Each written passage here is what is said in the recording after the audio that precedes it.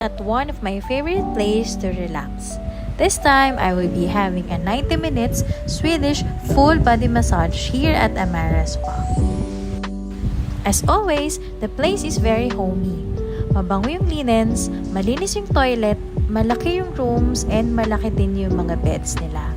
Very perfect if you're looking for a place na makaka-relax ka talaga. It's always a pleasant experience coming here because of the nice ambience.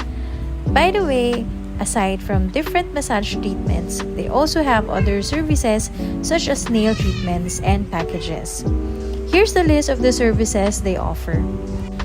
You can book your appointment in their Facebook page. And of course, we ended our massage with a ginger tea. How about you? What are your ways to de-stress yourself?